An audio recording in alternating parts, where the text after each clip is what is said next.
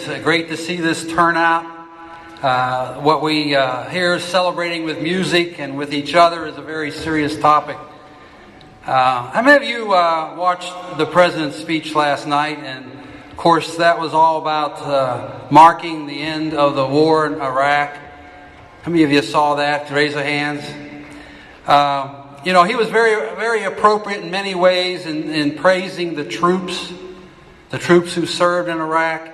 And I just thought maybe we'd take a minute. Is there anybody in the room that is in the reserves or in the military that has served in Iraq or Afghanistan? Let's give them a round of applause.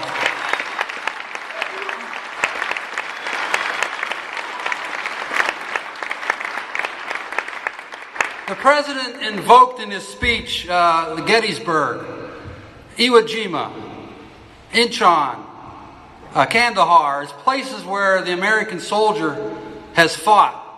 And we often hear our politicians speak and appropriately praise the sacrifice of our troops. But what is often missing from that discussion is what it takes to get the troops into the battlefield and what it takes to win. You can look at any war effort that we've had as a country, and we've been successful because we outproduced our enemies. We outproduced them in World War II. I want to remind you of that because I think we've lost that focus. Southeast Texas, 50 years ago, because of the refining process, because of the breakthroughs in technology, we were able to produce synthetic rubber at a time when the Japanese had captured all the rubber plantations across the world. Where would our world be today if it weren't for synthetic rubber? And where does that, what makes that rubber? It's the byproduct of the refining process. It's the byproduct of petroleum. And many of you know, I think we're speaking to the choir here, that we produce most of the military's jet fuel. And just everything we have, everything we touch, comes from petroleum. It's in everything that we touch. And we believe that we've lost that. We need to remind people of that. And that's what we want you to take away from today. The oil and gas industry is vital to the United States of America and will be for a long, long time. Let's give that an applause.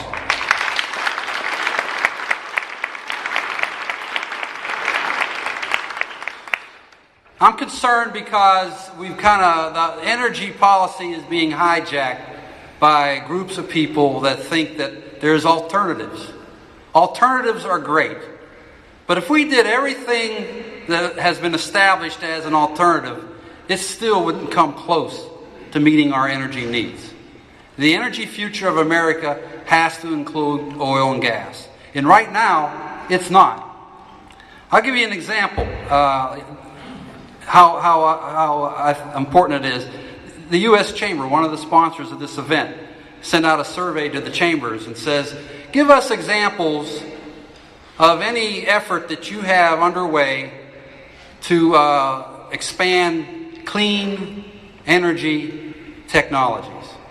And then they gave example of what is clean energy technologies. And guess what? Oil and gas was not included. You're being defined as dirty. You're being defined as not the energy of the future. Yesterday, the EPA and the Department of Transportation announced that they're going to start grading our cars.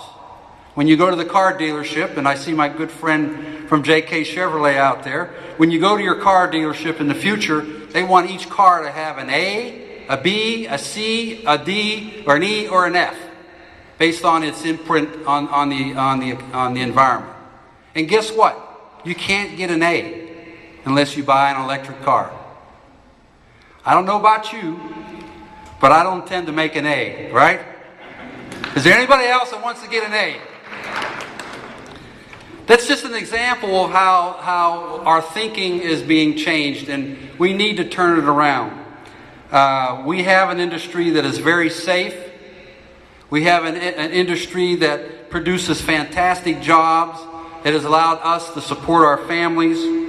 And what we really want you to leave today with is the idea that your job is threatened. You may not know it, but if you look out, it is definitely threatened. And what can you do about it?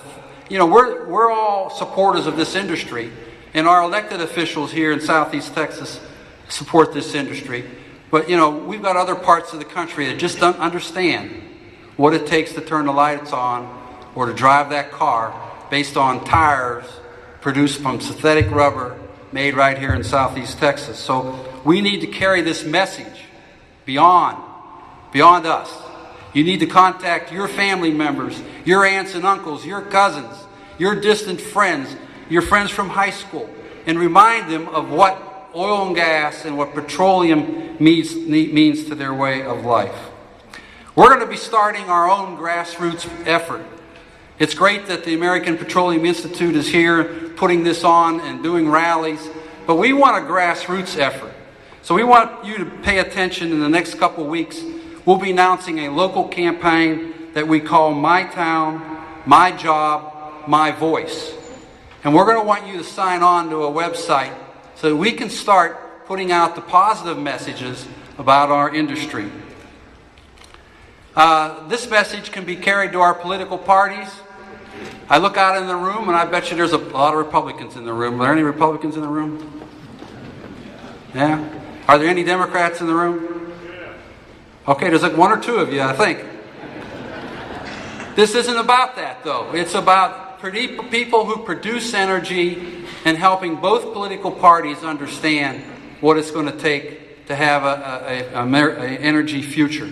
And if you are a member of a party that is maybe a little wrong-sided on this is your chance to get involved with your political party and change that. It's not just about changing Congress. We got to change a lot of hearts and minds. So with that, I'll just say it's great to be a part of this. And again, thanks for being a part of this rally.